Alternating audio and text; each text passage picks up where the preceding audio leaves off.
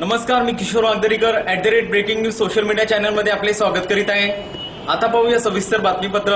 सचखंड हुजुरी खालसा दिवाणच्या 4 सदस्यांची गुरुद्वारा बोर्डावर नियुक्ती होऊन बोर्डाची बैठक लवकरच बोलावून विकास कामांना सुरुवात करणार, सरदार तारासिंग यांची पत्रकार परिषदेद्वारे माहिती। गेल्या अनेक दिवसांपासून प्रलंबित असलेल्या आणि वादात सापडलेल्या सचखंड हुजुरी खालसा दिनावर अखेर 4 सदस्यांची नियुक्ती राज्य सरकारने जारी केली आहे।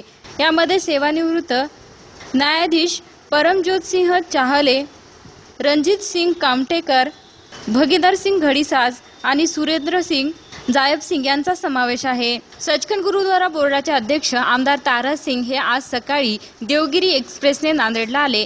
11 वाजता त्यांच्यासह सचखंड हुजुरी खालसा दिवाणचे गुरुद्वारा बोर्डावर नियुक्त झालेल्या नवीन 4 सदस्यांच्या प्रमुख उपस्थितीत सचखंड गुरुद्वारा येथे अरदास करण्यात आली। सचखंड हुजुरी खालसा दिवाणच्या 4 सदस्यांसोबत विकास कामाला सुरुवात करणार असल्याचं आमदार तारासिंग यांनी सांगितलं।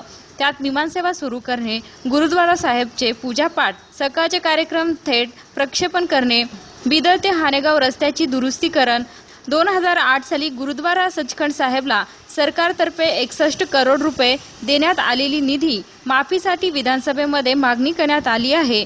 त्या निधी माफीवर लवकरात लवकर कार्यवाही करण्यात येईल।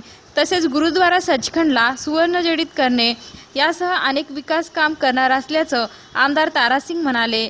तसेच उद्या सर्व राजनैतिक पक्षाच्या प्रमुख कार्यकर्त्यांची आणि नांदेड जिल्ह्यातील सर्व आमदारांची बैठक बोलवली आहे। त्यांच्याकडूनही सहयोग मागणार आहेत।